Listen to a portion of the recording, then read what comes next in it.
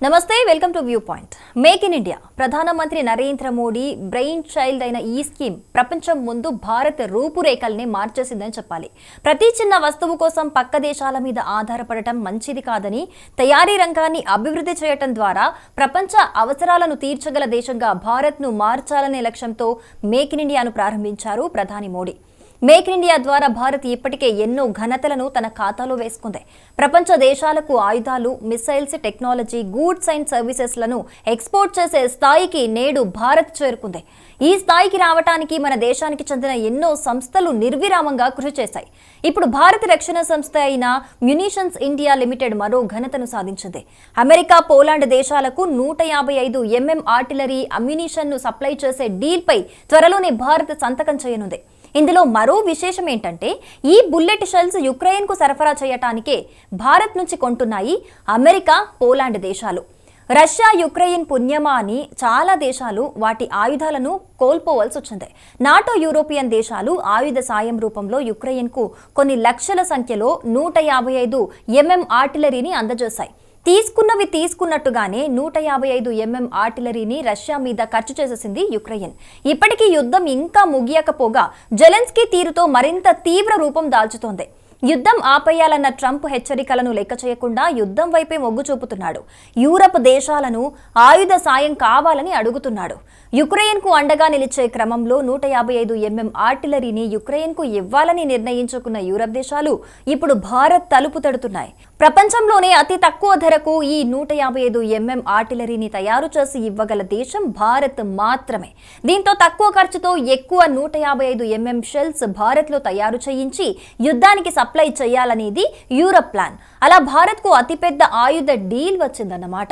సుమారు 3000 నుంచి 8000 షెల్స్ వరకు యుక్రెయిన్ సైన్యం రష్యా మీదకు ఫైర్ చేస్తుందని యుక్రెయిన్ చెబుతోంది. రష్యా సంవత్సరానికి 4 మిలియన్ల 155 ఆర్టిలరీ షెల్స్ ను ఉత్పత్తి చేయగలదు.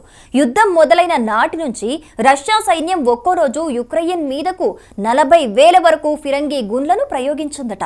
రష్యన్ లాజిస్టికల్ నెట్వర్క్ పై యుక్రెయిన్ విజయవంతంగా దాడులు చేయటం వల్ల ఈ ఫిరంగి గుండ్ల తయారీ రష్యాలో చాలా వరకు తగ్గిపోయిందని Ukraine commander in chief Oleksandr సిర్కి చెప్పాడు. యుద్ధం మొదలైన నాటి నుంచి యుక్రెయిన్ నెలకు కనీసం 1.5 లక్షల షెల్స్ ను యుక్రెయిన్ మీదకు ఫైర్ చేసింది. ప్రపంచంలోని సుమారు 75 దేశాలకు 155 mm ఆర్టిలరీని ఎగుమతి చేయాలని లక్ష్యంగా పెట్టుకున్న భారత్ కు ఇప్పుడు కుదిరిన డీల్ అతిపెద్ద డీల్. 155 mm షెల్స్ ను ఫైర్ చేసే టీజీఎం వేరియంట్ ఫిరంగులు కూడా తమకు కావాలని మరికొన్ని దేశాల నుంచి ప్రతిపాదనలు అందాయని, త్వరలోనే వీటిని ఫైనలైజ్ చేస్తామని చెబుతోంది భారత రక్షణ మంత్రిత్వ శాఖ.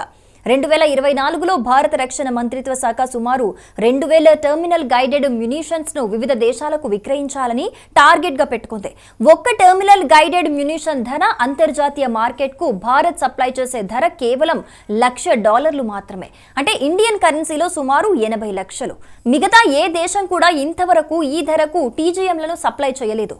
ఇక్కడ ఇంటర్నేషనల్ వెపన్ మార్కెట్ ను ఆకర్షించే మరో విషయం ఏమిటంటే, భారత్ తయారు చేసిన ఈ చౌక ధర టీజీఎంలు ప్రపంచంలోనే నంబర్ 1 క్వాలిటీ మెటీరియల్ కావటం. భారత్ ఇప్పటికే చెక్ Republic, Slovakia, UK, France, Spain, Bosnia, Romania, Poland దేశాలకు ఈ షెల్స్ అయితే సప్లై చేస్తోంది. ఇప్పుడు యూరప్ దేశాలు కూడా భారత్ కు కస్టమర్లుగా మారిపోనున్నాయి. అయితే యుక్రెయిన్ కు ఆయుధాలు సప్లై చేయటాన్ని రష్యాకు వ్యతిరేకంగా చూడాల్సిన పని అయితే లేదు. ఎందుకంటే భారత్ ఆయుధాలు విక్రయించడం వరకే ఆలోచించాలి. అవి కొన్న వాళ్ళు వాటిని ఎవరికిస్తారు అనే కోణంలో చూడాల్సిన పని వ్యాపారంలో ఉండకూడదు.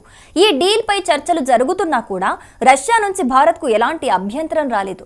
అమెరికాకు చెందిన లాక్హీడ్ మార్టిన్, ఫ్రాన్స్ కు చెందిన నెక్స్టర్ లాంటి కంపెనీలు ఇంటర్నేషనల్ వెపన్ మార్కెట్ లో చక్రం తిప్పుతున్న వేళ వాటికి ధీటుగా భారత్ లోని కంపెనీలు ఎదగటం మనకు చాలా ముఖ్యం. మేక్ ఇన్ ఇండియా ద్వారా ఇది సాధ్యమవుతోంది. భవిష్యత్తులో ఇంటర్నేషనల్ వెపన్ మార్కెట్లో భారత్ మరింత దూసుకెళ్లనుంది. For more interesting updates, stay tune to view point.